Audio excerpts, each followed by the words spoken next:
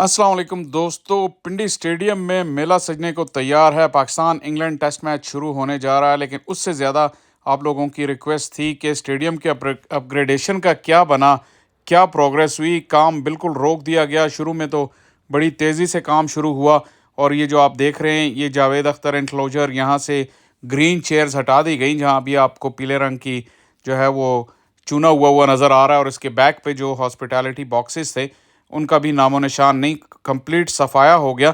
लेकिन उसके बाद ये प्रोजेक्ट पे काम रोक दिया गया और ऐसा लग यही रहा है कि चैंपियंस ट्रॉफी से पहले इस पे मज़ीद कोई काम नहीं होगा। परमानेंट सीटिंग की इंस्टॉलेशन की बात ज़रूर की थी मोहसिन नकवी ने, और उसका इंतज़ार है कि क्या वो सीटिंग जो है वो लाहौर के स्टेडियम वाली सीटें यहाँ पे यूज़ की जाएंगी और वो वाली छत, लेकिन कंफर्मेशन नहीं है। अलबत्ता इंग्लैंड टेस्ट मैच से पहले आप देख सकते हैं कि ये जो स्टैंड्स हैं, रिवायती तौर पे यहाँ पे मशहूर ज़माना शादी वाली कुर्सियाँ आपको नज़र आती हैं, लेकिन टेस्ट मैच से एक दिन पहले तक तो यहाँ पे ये कोई हालात नहीं थे। और अगर आज के दिन में, क्योंकि बहुत सुबह सुबह ये वीडियो आप तक पहुँचेगी, तो अगर आज के दिन में कुछ यहाँ पे हुआ तो चेयर्स आपको नज़र आएंगी। अदरवाइज़ जो है ये स्टैंड्स ऐसे ही रहेंगे टेस्ट मैच में भी, जो कि कोई मुझे मुनासिब नहीं लगता। आप अपने कमेंट्स में ज़रूर बताइए कि इंटरनेशनल मैच हो, चलें आपने परमानेंट चेयर्स इंस्टॉल नहीं की, लेकिन कम से कम वो शादी वाली कुर्सियाँ ज़रूर लगा दें।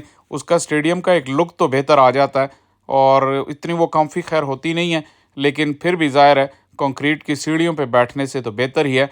लेकिन बिल्कुल आपको वीराने का सा मंज़र नज़र आएगा अगर ऐसे ही स्टैंड्स हुए। हालांकि मौसम पिंडी में कदरे बेहतर हो गया और अब धूप बर्दाश्त हो जाएगी बनिस्बत उसके। जब अगस्त सितंबर में बांग्लादेश की टीम खेल रही थी तब तो बहुत ही शदीद किस्म की गर्मी और हब्स थी। तो अब मिडल ऑफ अक्टूबर या एंड ऑफ अक्टूबर मौसम कदरे बेहतर होगा। अलबत्ता जो ग्रैंड स्टैंड है वो अगर आप देखें तो ग्रैंड स्टैंड में अभी भी वो आर्जी कुर्सियां लगा दी गई हैं, जिससे उसकी लुक बेहतर हो जाती है। कंप्लीट अभी नहीं हुए, लेकिन ये सारी चेयर्स लगा दी जाएंगी। अलबत्ता ये जो स्टैंड्स हैं, सोहेल तनवीर इंक्लोजर, मीरा बख्श, शुएब अख्तर, यासिर अरफात इंक्लोजर, ये वो स्टैंड्स हैं जो बिल्कुल बैरन नज़र आ रहे हैं और अजीब से लगेंगे अगर यहाँ पे चेयर्स इंस्टॉल ना की गई। मीडिया सेंटर में भी आप देखें कि कारपेट वगैरह लगा दिए गए हैं। जो कमेंट्री बॉक्स वाला फ्लोर है उसको सजा दिया गया है, लेकिन फिर भी आप कह सकते हैं कि जो जनरल एनक्लोजर्स में वहाँ पे चेयर्स का ना होना कोई अच्छा तासुर नहीं छोड़ेगा, क्योंकि ज़ाहिर है 6-7 घंटे का टेस्ट मैच होता है और आप अगर चाहते हैं कि लोग आएँ और बैठ के पूरा मैच देखें तो ये बहुत नाइंसाफ़ी है। यहाँ भी अलबत्ता आप देख सकते हैं कि जो इनक्लोजर तोड़े गए वहाँ से भी सीटें हटा दी गई। हालांकि हमेशा आपने मेरी वीडियोस में देखा होगा कि ये जो प्लास्टिक की कुर्सियाँ पिंडी स्टेडियम में लगी हुई हैं, दोनों जानिब इमरान खान जावेद मियाँदाद इनक्लोजर और अज़हर महमूद जावेद अख्तर इनक्लोजर में भी, ये कोई कम्फी चेयर्स नहीं हैं। ये बहुत ही सख्त प्लास्टिक की हैं और पूरा दिन इस पर आप बैठेंगे तो आपको जो है शाम को जब घर जाएंगे तो लग पता जाएगा, क्योंकि ये कोई इतनी कंफर्टेबल नहीं है। अलबत्ता जो थी वो भी हटा दी गई आधे स्टैंड्स में से।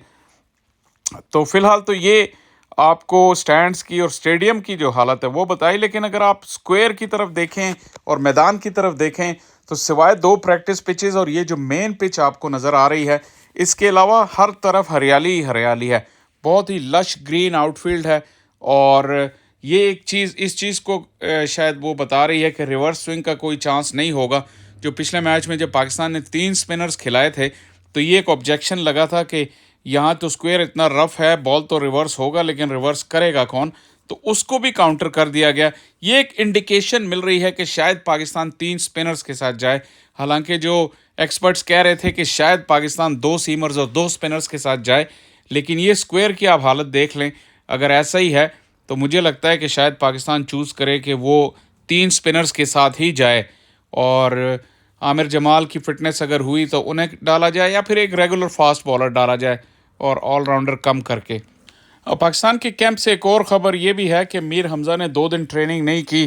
कुछ उन्हें हिप के पास जो है इन्फ्लेमेशन हो रही है, जिसकी वजह से वो ट्रेनिंग में हिस्सा नहीं ले रहे। तो ये एक इंडिकेशन है कि शायद वो इस टेस्ट मैच के लिए अवेलेबल नहीं होंगे। हालांकि ऑफिशियली कोई बात अभी की नहीं गई। लेकिन अगर आप लाइनअप्स की बात करें तो इंग्लैंड ने अपनी लाइनअप पहले ही अनाउंस कर दी है और वो 3 स्पिनर्स के साथ जा रहे हैं।